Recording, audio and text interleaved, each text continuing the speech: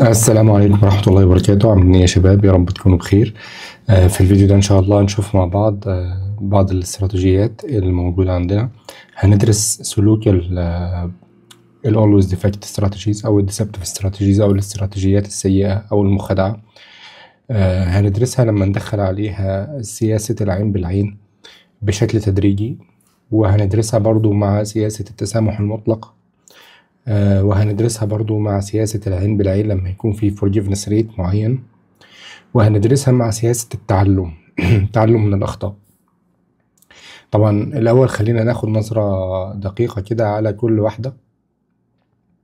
لو فتحنا deceptive strategies هنا هنلاقي إن أول واحدة اسمها always defect، ودي من اسمها إن هو بتغدر دايما، يعني ديت عشان تماكسمايز its own gains أو علشان تزود المكاسب بتاعتها، فدايما بتلجأ إن هي تغدر بشكل مطلق، يعني ما بتتعاونش أبدا. وفي عندك السابوتار ده اللي هو مخرب أو خاين الأمانة، تمام؟ فأنت بتيجي دلوقتي بيشتغل معاك لحد ما أنت تطمن له، وبعد ما تطمن له يبتدي إن هو يكسر العهد اللي ما بينك وما بينه ويغدر بيك. في البارانويد اللي هي رقم 3، البارانويد ديت لما يبقى في شخص مش هيتعاون معاك إلا لو شاف منك عدد معين من حالات التعاون الأول، يعني هو شخص مش متزن، تمام؟ فلازم يشوف منك الأول مرة أو مرتين اللي هي التي، في الحالة ديت التي أو الثريشولد بتاعه 2، يعني لازم يشوف منك مرتين تعاون علشان يبدأ يتعاون معاك، غير كده هو هيفضل دايما مش متعاون معاك. عندك برضو البروبنج ديفكتور. البروبنج ديفكتور ده طريقة عمله لذيذة جدا. هو أول حاجة بيبتدي الاستراتيجي، او بيبتدي الراوند بتاعت الجيم بان هو ينقلب عليك، يشوفك، يعني يجس نبضك، تمام؟ فلو لقاك انت رديت هيتعامل معاك عادي، بيتعامل معاك بناء على ردك، يعني بيرد الاول طبعا بالتعاون علشان ما يطلقش حلقة مفرغة من اللا تعاون يعني. ولو انت استجبت للتعاون اللي هو عرضه عليك بيفضل يتعاون معاك على طول، لو انت ما استجبتش بيفضل يديفكت معاك على طول او بينقلب عليك على طول. فبتبقى دي فكرته، ان هو بيغدر بيك الاول. طب لو لقاك انت ما ردتش عليه خالص، لو لقاك انت ما ردتش عليه خالص هيفضل يغدر بيك دايما. فهو مع السياسات الغادرة مش غدار، ومع السياسة اللي هي مسامحة بيغدر بيها. في جوس استراتيجي. الجوس استراتيجي ده بقى حكاية. اولا التعاون بتاعه والغدر بتاعه الاتنين احتمالات، ما هياش حاجة مطلقة. يعني حتى هو بيتعاون معاك باحتمال كبير، في الأول بيتعاون معاك باحتمال كبير لحد ما يبني الثقة، وبعد كده يعني بدماغه هو كده مع نفسه بيبتدي إن هو يغدر بيك في أوقات معينة، ممكن تكون أوقات حرجة ليك، بس حتى الغدر ده بنسب عشوائية. فهو التعاون اللي عنده في الأول عشوائي، والغدر برضو عشوائي، لكن هو مش عشوائي بالكامل. هو استراتيجيته واضحة، هو بيبتدي ان هو يتعاون الاول وبعد كده يبتدي ان هو يغدر. نفس الكلام في الجو استراتيجي التانية، سكروج او سياسة عم دهب، اللي كان فيكم بيقرا بطوط ايام زمان وميكي ماوس والكلام ده، فدي سياسة عم دهب. وسياسة عم دهب بتقول ايه؟ انا هتعاون معاك لمدة عدد معين من الراوندات، او عدد معين يعني من اللقاءات ما بيني وما بينك، وليكن 5. فهنا الكوب فيرست يساوي 5، او الثريشولد بتاعه يساوي 5. بعد كده هبتدي ان انا اغدر بيك على لحد النهايه، يعني مش هتعاون معاك خالص. فهو بيتعاون في الاول وبعدين بيغدر على طول الخط. طيب ما انت كده ما انتش اذكى مثلا من البروبنج ديفكتور يا عم دهب. يعني البروبنج ديفكتور بيجس النبض الاول، لو لقاك انت رديت عليه فبيرد عليك كويس، ولو لقاك ما ردتش عليه بيستغلك. فانت كده خسران تقريبا 4 راوند. تعالوا نشوف هل الكلام ده حقيقي ولا لا في ارض الواقع. والسايكليكال باك ستاب، باختصار شديد يعني ان هو في راوند كده تعاون، ثم راوند غدر، ثم راوند تعاون، ثم راوند غدر. عايزين ندخل كل دول السيميوليشن سريعا، وبعد ما ندخلهم السيميوليشن عاوزين نحط معاهم نايس استراتيجي واحده. احنا كنا دخلناهم قبل كده مع بعض، وكانت في الفيديو اللي فات، وكانت الاولويز ديفكت هي اللي فازت. كانت الاولويز ديفكت لما قلنا ان اسوأ السيئين هو اللي بيسود. طب ماذا يحدث لو دخلنا الاولويز كوبريت؟ خلينا نشوف. طبعا الاولويز ديفكت فازت، بس هتلاحظوا حاجه مهمه جدا. عاوزين نبص على النتائج دي علشان نشوف التاثير بتاع الاولويز كوبريت عمل ايه على بقيه الاستراتيجيز. اول حاجه السكروج بقى رقم 2، اللي هي سياسه عم دهب. والسابوتار اللي هو المخرب رقم 3. البروبنج ديفكتور اللي كنا مفكرين ان هو هيبقى اذكى من عم دهب، طلع هو رقم 4. في وجود وان نايس استراتيجي، مين اسوأ استراتيجيه بقى على الاطلاق؟ اسوأ استراتيجيه مش الاولويز كوبريت، تخيل. اسوأ استراتيجيه هي الشخص البارانويد. فالشخص البارانويد اسوأ من الشخص العبيط اللي برياله المتعاون دايما. ودي حقيقه، يعني دي حقيقه اثبتها السكور بتاعه في السيميوليشن دي. فاذا اكتر شخص المفروض تبعد عنه، ما تعملش معاه بيزنس، المفروض ما تتعاونش معاه، هو الشخص البارانويد.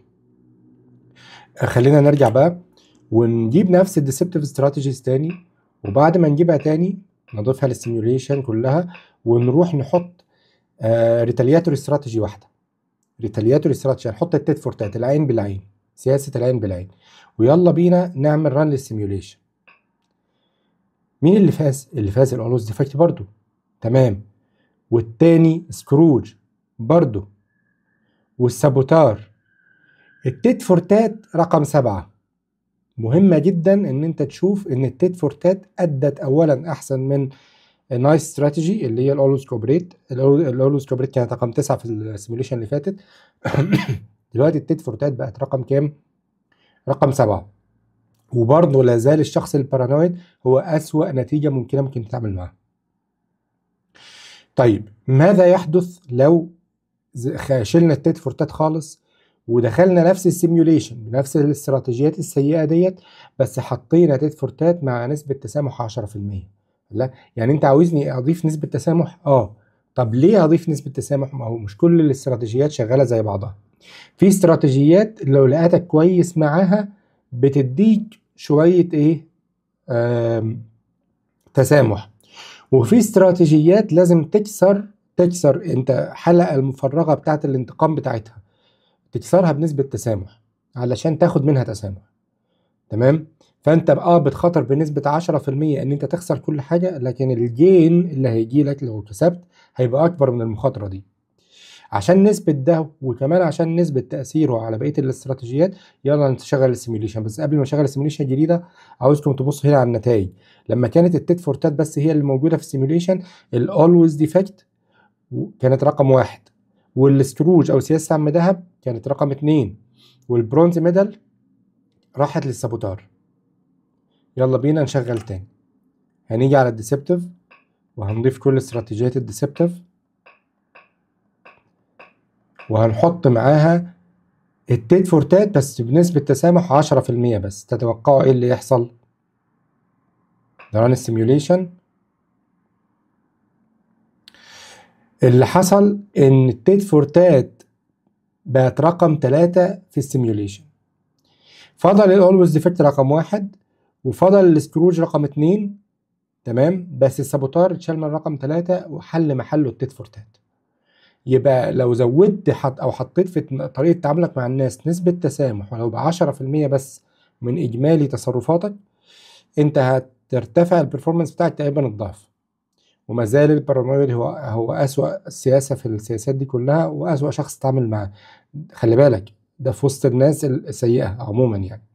طيب ماذا يحدث بقى لو دخلنا التيت فور تات بنسبة 20% سريعا؟ تعالوا نجرب ونشوف. تيت فور تات اللي ما يعرفهاش يا جماعه هي سياسه العين بالعين. طيب اللي حصل ان هي طلعت نفسها من رقم 3 بقت رقم 4، بس غيرت في رقم 2. الاولويز ديفكت ما زال هو رقم 1، ده الكينج، تمام. البروبنج ديفكتور اللي بيجس النبض بقى هو رقم 2، والسكروج اللي هو سياسه عم دهب اللي كان منتصر عليه في اول سيميوليشن تقريبا شغلناها بقى هو رقم 3. اذا وجود الاستراتيجيه جوه السيميوليشن بيأثر تأثير كبير جدا. بيعمل حاجه زي ريبل افكت كده، بيخلي اللي كان اداؤه عالي ينخفض واللي كان اداؤه منخفض يعلى على حسب الدايناميك سيتويشن اللي هم موجودين فيه. طيب كفايه كده ايه تيت فور تات، ويلا بينا نشوف اول استراتيجيه من استراتيجيات الحكام او استراتيجيات القاده، اللي هي الليرنينج استراتيجي تو ثريشولد. الليرنينج استراتيجي تو ثريشولد ديت بتبتدي ان هي تدي فرصه للشخص اللي قدامها انه يغلط مره واثنين بس مش ثلاثه. يعني بتسمح له يغلط مره وبيغلط اتنين بس في التالتة ثابته زي ما بنقول يعني. ولما بتسمح له معناها ان بتفضل تتسامح معاه، بتفضل تتعاون معاه. طب ده مش هيضرها؟ لا مش هيضرها. خلينا نشوف كده. طيب لو لقيته تعاون بعد كده لازم يتعاون معاها برضو مرتين علشان يثبت لها ان هو شخص جدير بالثقة، وعلشان يعوضها عن اللي هو عمله فيها. في الحالة دي هترجع تتعاون معاه تاني، فهي بتتعلم من الأخطاء. فخلينا نشوف دلوقتي الليرنينج استراتيجي تو ثريشولد مع الجماعة دول هتعمل ايه. يلا نشوف. بلا منازع الليرنينج استراتيجي او سياسه الحكام او القاده وسط كل السيئين، مع ان هي سياسه ادابتيف بالمناسبه، ما هياش سياسه خيره وما هياش سياسه شريره، هي سياسه ادابتيف. زي ما بتتعامل معاها بتتعامل معاك. هي مش بس خدت رقم واحد، لا ده كمان شالت الاولويز ديفكت تماما من الثلاثه الاولانيين، ما عادتش موجوده في الثلاثه الاولانيين اصلا. وسياسه عم دهب بقت رقم 2، رجعت تاني رقم 2.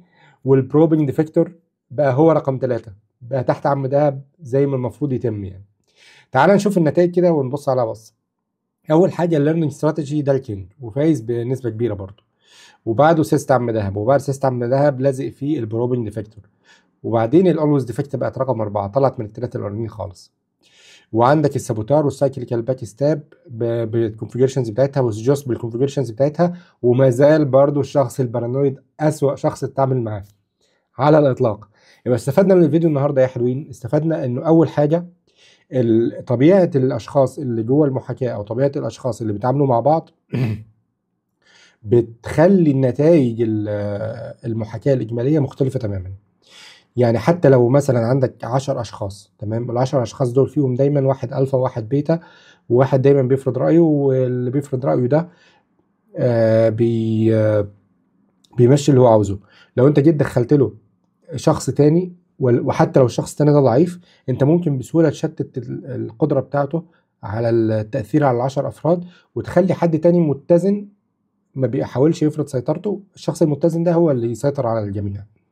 وجود شخص اضافي مهما كان بسيط عامل زي كده الباترفلاي افكت، بيأثر على الدنيا كلها. دي اول نقطه. تاني نقطه ان لازم نتعلم من اخطائنا، واحنا بنتعلم من اخطائنا لازم نعرف نتعلم من اخطائنا بنسبه قد ايه. يعني نتعلم من اخطائنا على طول، نفضل نسامح على طول؟ لا. طب نفضل نسامح لحد امتى؟ لحد مرتين خيانه، يعني مش مره، لا مش مره. طب عشان نثبت مثلا كده ان احنا عاوزين نثبت ان مرتين احسن من مره، نعمل ايه؟ بسيطه، نعمل اخر سيميوليشن النهارده ونجيب الديسبتيف استراتيجيز كلها ونحطها جنب بعضها، ونيجي هنا على الادابتيف ونحط الليرنينج استراتيجي اللي بيسامح مرتين والليرنينج استراتيجي اللي بيسامح مره واحده، ونشغل السيميوليشن. هنلاحظ هنا ايه؟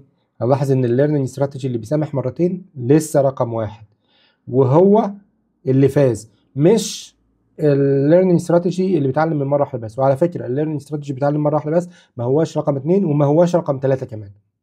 اذا المحاكاه ديت هتفيدنا بشكل كبير جدا في ان احنا مش بس نعرف نصنع القرار، لا ان احنا نعرف كمان نتعامل مع نوعيات الناس المختلفه. في الفيديوهات اللي جايه ان شاء الله هنعمل محاكاه ما بين الادابتيف استراتيجيز وبعضها، وما بين انواع الادابتيف استراتيجيز والاوبورتيونستيك استراتيجيز، وما بين انواع الاوبورتيونستيك وما بين الديسبتيف.